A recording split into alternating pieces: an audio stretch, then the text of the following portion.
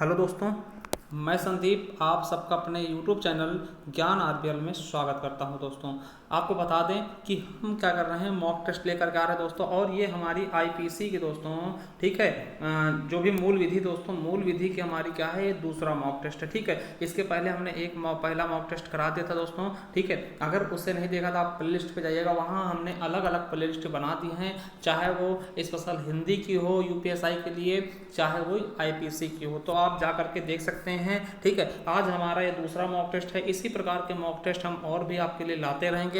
आपको करना क्या है कि चैनल को सब्सक्राइब कर लेना अगर आप पहली बार हमारे चैनल पे आए हैं तो। ठीक है, तो चलिए शुरू करते हैं दूसरा मॉक टेस्ट। इसके पहले बता दें दोस्तों, अगर आप संपूर्ण हिंदी पढ़ाते हैं, हमने पूरे एसआई लेवल की, तो हमने दोस्तों अपने दूसरे चैनल ज्ञान एजुकेशन आरबीएल पे पढ़ा दिया है। आप वहां पर जाइए, एकदम बेहतरीन तरीके से एक क्रम से लगी हुई वीडियो आपको मिल जाएंगे दोस्तों। ठीक है, तो वो हम लिंक भी दे देंगे, तो आप जा करके नीचे डिस्क्रिप्शन से ले सकते हैं। ठीक है, तो चलिए शुरू करते हैं दोस्तों आज का ये मॉक टेस्ट। और पहला क्वेश्चन हमने आपके सामने लगा दिया है कि देखिए 19/12/2017 को पूछा गया क्वेश्चन है दोस्तों, सेकंड शिफ्ट का है, यूपीएसआई का। क्या क्वेश्चन है कि राष्ट्रीय महिला आयोग की अध्यक्षता तथा प्रत्येक सदस्य, ठीक है, यहाँ अध्यक्षता जो करता है या तथा प्रत्येक सदस्य की अधिकतम कार्यकाल कितने साल का होता है। जो राष्ट्रीय महिला आयोग की अध्यक्ष होती हैं या फिर और भी जो लोग नियुक्त होते हैं दोस्तों, उनकी कार्यकाल कितने समय के लिए होती है दोस्तों। 3 वर्ष, 2 वर्ष, 4 वर्ष या फिर 5 वर्ष। दोस्तों सही ऑप्शन क्या हो जाएगा, 3 वर्ष। और ये क्वेश्चन आपके एग्जाम में पूछा गया था पिछली बार दोस्तों। ठीक है, अब देखिए क्वेश्चन आपके दिमाग में आ रहा होगा कि राष्ट्रीय महिला आयोग की अध्यक्ष कौन है दोस्तों। तो आपको बता दें कि राष्ट्रीय महिला आयोग की वर्तमान अध्यक्ष दोस्तों कौन है, तो रेखा शर्मा है दोस्तों। और ये क्वेश्चन आपके सुपर टेट में पूछा गया था दोस्तों, तो याद रखेंगे। ठीक, कौन हो जाएंगी, रेखा शर्मा दोस्तों। ठीक है, चलिए अगला क्वेश्चन आपके लिए है कि 1992 में स्थापित महिलाओं के हितों की सुरक्षा एवं प्रचार के जनादेश के साथ एक संविधिक निकाय और भारत का एक शीर्ष राष्ट्रीय स्तर का संगठन है दोस्तों। तो कौन सा है दोस्तों, देखिए ये भी यूपीएसआई के 15 तारीख को पूछा गया क्वेश्चन है। तो ऐसा कौन सा दोस्तों संगठन है, उसके बारे में आपको बताना है दोस्तों कि महिलाओं के राष्ट्रीय संगठन। दूसरा ऑप्शन है हमारा समानता और समावेश के लिए केंद्र। तीसरा है कि महिला एवं बाल विकास विभाग। चौथा है कि महिलाओं के लिए राष्ट्रीय आयोग दोस्तों। तो हमारा सही ऑप्शन क्या हो जाएगा दोस्तों कि महिलाओं के लिए राष्ट्रीय आयोग दोस्तों। अभी हमने बताया भी था कि महिला के लिए जो राष्ट्रीय आयोग होता है, उसकी जो अध्यक्षता होती है दोस्तों, अध्यक्ष होता है, उसका कार्यकाल 3 साल का होता है। और वर्तमान में राष्ट्रीय महिला आयोग के अध्यक्ष कौन है, रेखा शर्मा जी हैं दोस्तों। ठीक है, और आपको बता दें दोस्तों कि ये गठित कब हुआ, तो 1992 में ये निकाय गठित हुआ दोस्तों। ठीक है, और जब इसका मतलब अधिनियम का पारित हुआ तो 1990 में दोस्तों, भारतीय संसद द्वारा अधिनियम लाया गया था 1990 में दोस्तों इसके लिए। और 92 में ये क्या हुआ, गठित की गई एक निकाय दोस्तों। ठीक है, तो ये चीजें आपके लिए बहुत ही इंपॉर्टेंट हैं। तो देखिए महिला आयोग के 2 क्वेश्चन हमने देख लिए हैं। चलिए अगला क्वेश्चन देखते दोस्तों कि अगला क्वेश्चन क्या कहता है कि वर्ष 1993 में, समझिएगा क्वेश्चन क्या कह रहा है कि वर्ष 1993 में महिला एवं बाल विकास मंत्रालय के अधीन, किसके अधीन है, महिला एवं बाल विकास मंत्रालय के अधीन एक स्वायत्त निकाय के रूप में, अब यहां पे बताना आपको कौन सा निकाय है, की स्थापना हुई, जिसका लक्ष्य क्या है कि ऐसी गतिविधियों का कार्यभार बना जिनके माध्यम से सामाजिक और आर्थिक परिवर्तन एवं विकास हेतु महिलाओं को ऋण उपलब्ध कराया जा सके। मतलब कहने का इसका एक मतलब यह है दोस्तों कि एक ऐसी संस्था है दोस्तों जो गरीब महिला है दोस्तों, उनके लिए क्या करता है कि ये ऋण उपलब्ध कराता है, चाहे वो सामाजिक रूप से हो, आर्थिक रूप से हो, या फिर विकास हेतु महिलाओं के लिए ऋण देता है। तो वो कौन सी संस्था है दोस्तों, और ये 14/12/2017 का पूछा गया क्वेश्चन है, पहली शिफ्ट का दोस्तों। तो कौन सा आयोग होगा, राष्ट्रीय महिला आयोग या केंद्रीय समाज बोर्ड, कल्याण बोर्ड, या फिर राष्ट्रीय महिला कोष, या फिर समानता एवं समावेशन केंद्र दोस्तों।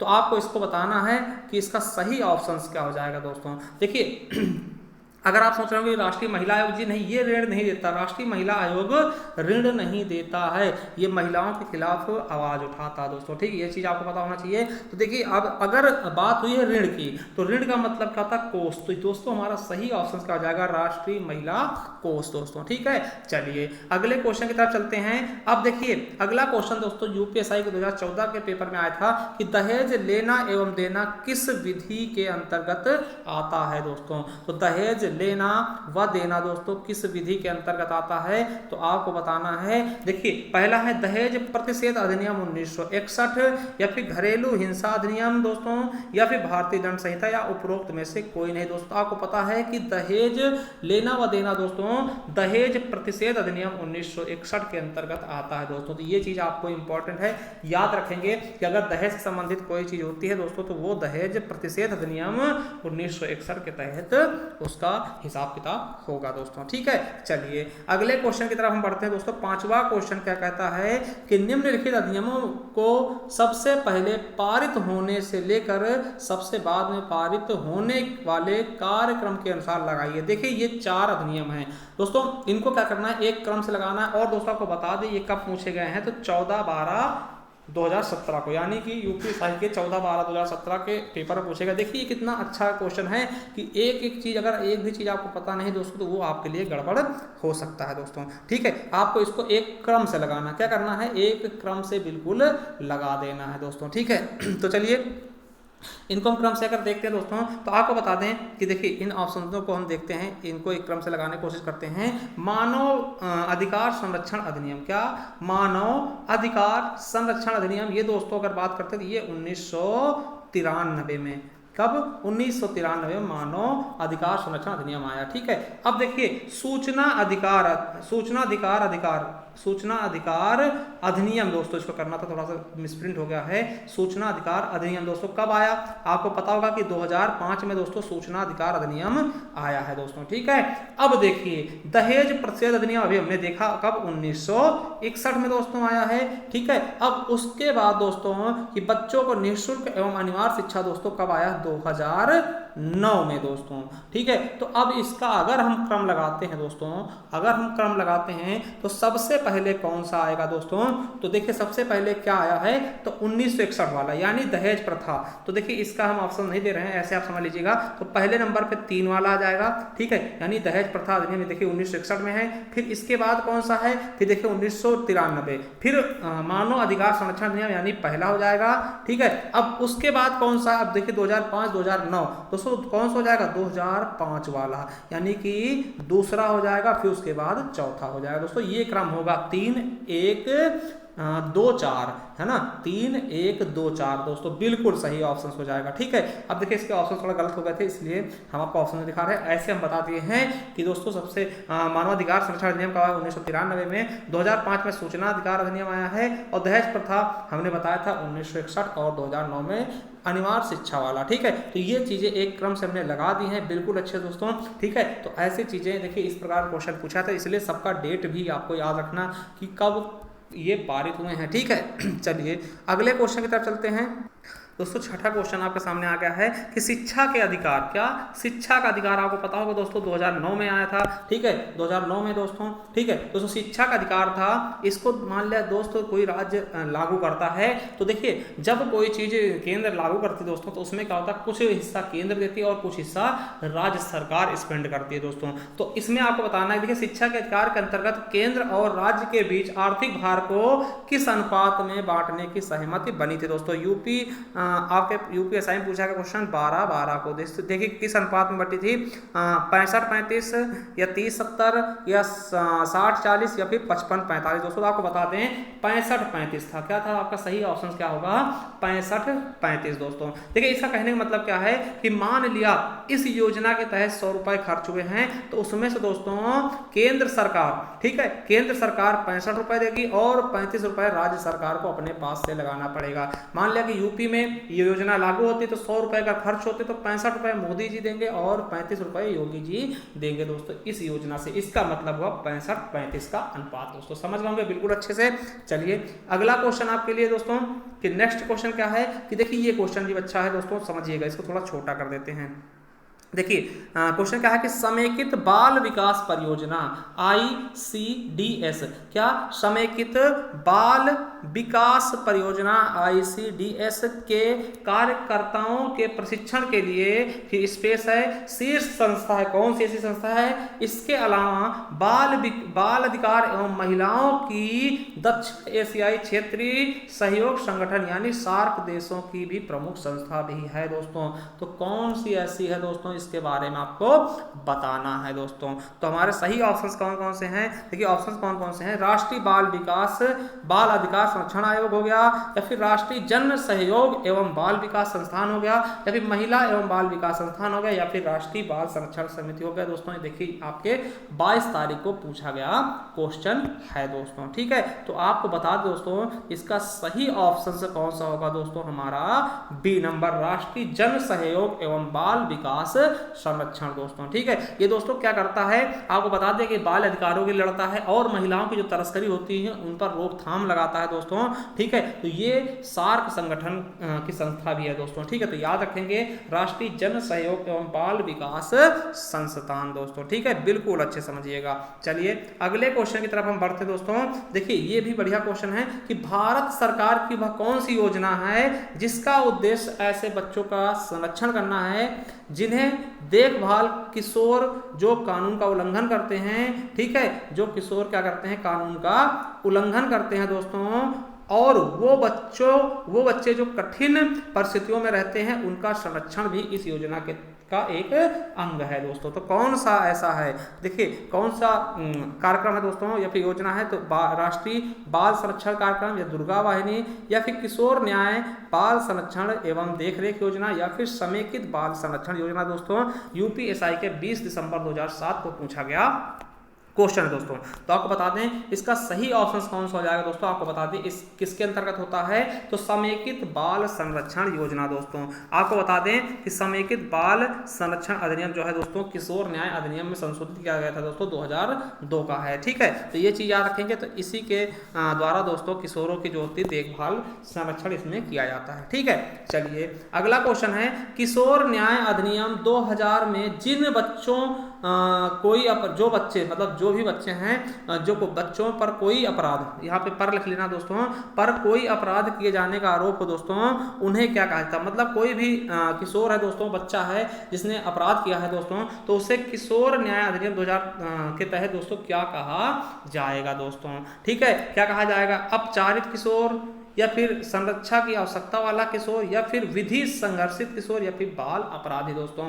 ये भी UPSI के 2014 के मेंस में पूछा गया क्वेश्चन था दोस्तों। तो उसे क्या कहते हैं दोस्तों, आपको बता दें, विधि संघर्षित किशोर दोस्तों, ठीक है। तो याद रखेंगे कि जब तक दोस्तों 18 साल की आयु पूरी नहीं कर लेता, ठीक है। चलिए अगला क्वेश्चन 10 नंबर क्या है कि शिक्षा का अधिकार RTE अधिनियम वर्ष कब भारत संसद द्वारा अधिनियमित किया गया दोस्तों, ठीक है। ये क्वेश्चन आपको बता दें दोस्तों कि कहाँ पूछा गया, तो आपके यूपी पुलिस में 18/6/2018 को पूछा गया।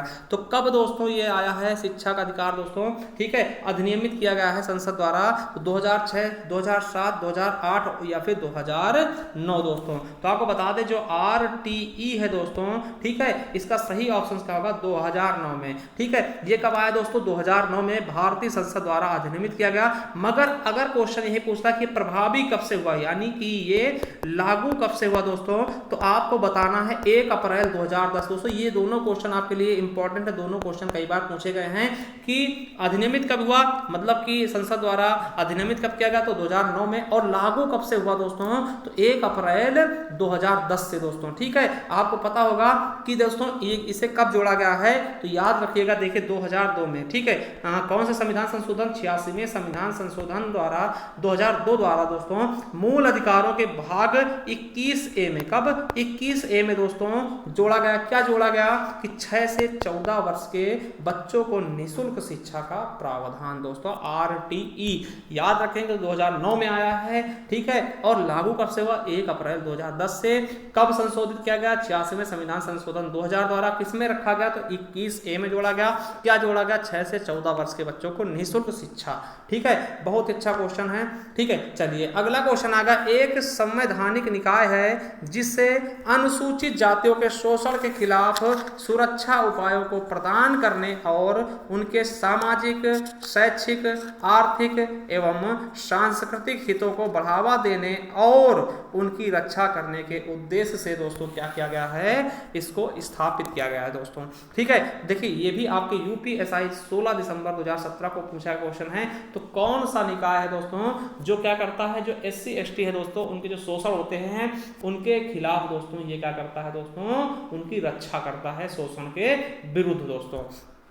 ठीक है, तो चलिए देखते हैं ऑप्शन हमारा क्या क्या है कि अनुसूचित जाति व जनजाति अत्याचार रोकथाम अधिनियम दोस्तों, या फिर अनुसूचित जाति के लिए राष्ट्रीय आयोग, या फिर राष्ट्रीय मानवाधिकार आयोग, या फिर अनुसूचित जाति योजना आयोग दोस्तों। तो आपको बता दें कि इसका सही ऑप्शन कौन सा हो जाएगा दोस्तों, बी नंबर, क्या, अनुसूचित जाति के लिए राष्ट्रीय आयोग दोस्तों। राष्ट्रीय आयोग की स्थापना की जाती है दोस्तों, ये आयोग है। ठीक है, ये तो जो अत्याचार ये अधिनियम है दोस्तों, ठीक है, ये अधिनियम है मगर आयोग द्वारा दोस्तों किया था। ठीक है, तो ये हमारा सही ऑप्शन का हो जाएगा, बिल्कुल सही ऑप्शन का हो जाएगा हमारा 300 अनुसूचित जाति के लिए राष्ट्रीय आयोग दोस्तों। ठीक है, चलिए अगला क्वेश्चन देखते हैं दोस्तों। ठीक है, देखिए यदि एक लोक सेवक अनुसूचित जाति, अनुसूचित जनजाति से संबंधित अपने कर्तव्यों की उपेक्षा करता है तो उसे अनुसूचित जाति एवं अनुसूचित जनजाति अधिनियम की धारा 4 के तहत अधिकतम कितने अवधि के लिए दंडित किया जाएगा। देखिए लोक सेवक क्या होता है, मान लिया कोई पुलिस वाला है, ठीक है, कोई व्यक्ति SC या ST को परेशान करता है, ठीक है, तो SC ST क्या करता है दोस्तों, रिपोर्ट लिखवाने जाता है मगर पुलिस वाला रिपोर्ट नहीं लिखता है, तो उस समय क्या होगा कि पुलिस वाले को कितने समय की अवधि के लिए दंडित किया जा सकता है। ठीक, तो वो चीजें पूछा गया है। तो याद रखेंगे यदि एक लोक सेवक अनुसूचित जाति, अनुसूचित जनजाति यानी SC ST संबंधित अपने कर्तव्यों की उपेक्षा करता है तो उसे अनुसूचित SC ST एक्ट अधिनियम जो है दोस्तों उसके तहत धारा 4 के तहत उसे अधिकतम कितने वर्ष के लिए दंडित किया जाएगा दोस्तों। तो आपके ऑप्शंस है दोस्तों 24 महीने, ठीक है, 3 महीने, 12 महीने या फिर 6 महीने दोस्तों। तो इसका बिल्कुल सही ऑप्शंस का हो जाएगा दोस्तों 12 महीने यानी 1 साल के लिए। तो हमारा सी ऑप्शंस सही हो जाएगा दोस्तों। देखिए जो अनुसूचित जाति जनजाति अधिनियम 1989 है दोस्तों उसके तहत, ठीक है, उसकी धारा 4 के तहत। ठीक है, तो याद रखेंगे। ठीक है, चलिए अगले क्वेश्चन की तरफ बढ़ते हैं दोस्तों। नेक्स्ट क्वेश्चन क्या है, देखिए एक ये स्पेस दिया गया है, फिर उसके बाद कहा गया है मैं वनवासी अनुसूचित जनजातियों के वन अधिकारों को मान्यता दी और FD/ST लोगों को वन भूमि पर अधिकार दिलाया। दोस्तों आपको पता है कि जो हमारे जो ST है दोस्तों वो जंगलों में रहते हैं, ठीक है, जंगलों में रहते हैं। जब दोस्तों वन अधिकार आ गया मतलब कि वन के कुछ नियम आ गए दोस्तों, उनको क्या करेगा, उनसे सब कुछ छीन लिया गया ना, तो ये चीजें, तो उनको किस तरह से अधिकार दिलाएगा दोस्तों वो बताया जा रहा है। ठीक है, तो देखिए तो हमारा सही ऑप्शन का जाएगा वन अधिकारों की मान्यता अधिनियम। ठीक है, एक वन अधिकारों की मान्यता अधिनियम लाएगा जिसके तहत दोस्तों ST को कुछ छूट दी गई दोस्तों, उनके अधिकारों को कुछ रखा गया। ठीक है, ये आपके 19 दिसंबर 2017 को पूछा गया क्वेश्चन। चलिए अगला क्वेश्चन देखते हैं कि केंद्रीय मंत्रिमंडल ने 19 जुलाई 2012 को एक प्रस्ताव में बलात्कार शब्द के बजाय किस शब्द का इस्तेमाल करने की अनुमति दी थी। दोस्तों UPSI 2014 में पूछा गया क्वेश्चन था, तो किस शब्द के इस्तेमाल कर सकते हैं दोस्तों बलात्कार की जगह। ठीक है, तो हमला या फिर यौन अपराध या फिर दोस्तों यौन हमला या फिर दोस्तों यौन बुराई। तो दोस्तों क्या कर सकते हैं, बलात्कार की जगह किस शब्द का प्रयोग कर सकते हैं, यौन अपराध का। ठीक है, चलिए अगला क्वेश्चन देखते हैं दोस्तों 15 नंबर कि भारत में महिलाओं की खराब दशा के लिए कौन जिम्मेवार नहीं है। दोस्तों यूपी पुलिस का पूछा गया क्वेश्चन है, तो पुरुष प्रधान समाज बिल्कुल जिम्मेदार दोस्तों, पुरुष प्रधान की वजह से दोस्तों महिलाओं की स्थिति खराब होती है। दहेज प्रथा बिल्कुल दोस्तों, दहेज की वजह से महिलाओं की स्थिति बहुत ज्यादा खराब होती है। बाल विवाह बिल्कुल ये भी हो जाएगा दोस्तों, मगर जो विधवा पुनर्विवाह दोस्तों इसमें कोई दिक्कत नहीं होती दोस्तों। आपको पता है विधवा पुनर्विवाह के जरिए महिलाओं को जीने की और भी आशाएं मिलती हैं दोस्तों। जिनके पति क्या होते हैं दोस्तों, जिनके पति नहीं होते हैं उनको दूसरी शादी भी कर सकते हैं दोस्तों, तो ये बहुत ही अच्छा है। ठीक है, तो इसमें यही क्या है दोस्तों, यही महिलाओं की खराब स्थिति के जिम्मेवार नहीं है दोस्तों। ठीक है, बाकी हो जाएंगे, हमारा डी ऑप्शन बिल्कुल सही होगा। चलिए अगला है कि घरेलू हिंसा महिला सुरक्षा कानून कब लागू हुआ। दोस्तों देखिए यूपीपी 2014 में पूछा गया क्वेश्चन है दोस्तों, कब लागू हुआ आपको बता दें कि दोस्तों ये कानून कब लागू हुआ। ठीक है, तो कब लागू हुआ दोस्तों, 2006 को। कब 2006, तो आपको बता दें 26 अक्टूबर देखिए याद रखिएगा 26 अक्टूबर 2006 को दोस्तों ये लागू हो गया पूरे भारत में दोस्तों। और अगर बात करते हैं दोस्तों इसकी, तो इसमें 5 अध्याय हैं। कितने अध्याय हैं? 5 अध्याय हैं और 37 धाराएं हैं। ठीक है, 37 धारा 5 अध्याय दोस्तों। 2005 में दोस्तों ये अधिनियम आया और लागू 26 अक्टूबर 2006 से शुरू हो गया। 2006 हमारा बिल्कुल राइट आंसर होगा। चलिए अगला क्वेश्चन देखते हैं कि नेक्स्ट क्वेश्चन क्या कहता है।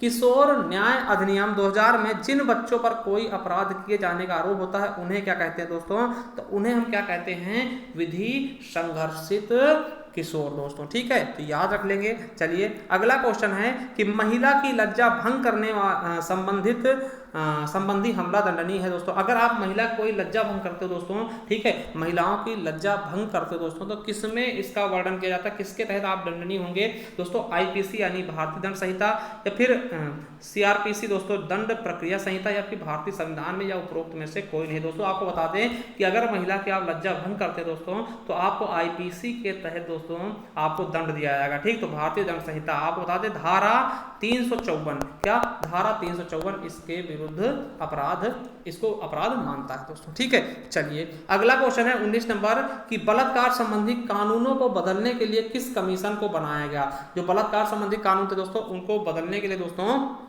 किस कमीशन को बनाएगा दोस्तों? वर्मा कमीशन, रामास्वामी कमीशन, या फिर महिला कमीशन, या फिर अल्पसंख्यक कमीशन। दोस्तों आपको बता दें कौन सा कमीशन था? तो वर्मा कमीशन था दोस्तों। ठीक है, इसने फरवरी 2013 में अपनी रिपोर्ट सौंपी थी दोस्तों। ठीक है, चलिए अब लास्ट क्वेश्चन आज का क्या है दोस्तों कि निम्नलिखित में से कौन सा कथन गलत है? क्या कौन सा कथन क्या है?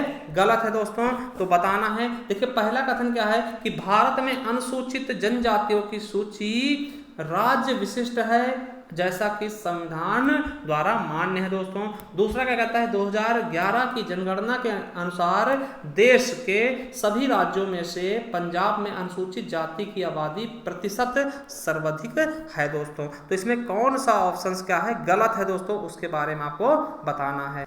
तो दोस्तों आपको हम बता दें कि देखिए पहला क्या है दोस्तों गलत है, क्योंकि देखिए इसमें कहा गया है कि राज्य सूची राज्य विशिष्ट। दोस्तों ये जो है आपका अनुसूचित जातियों संबंधी ये राज्य नहीं होता दोस्तों, ये संसद द्वारा पारित होता है, संसद द्वारा बनाया था, संसद द्वारा ही संशोधित किया जाता है। और मगर दोस्तों हम बात करते हैं कि पंजाब की, तो हाँ पंजाब में अनुसूचित जाति की आबादी क्या है? सर्वाधिक है दोस्तों, प्रतिशत क्या है?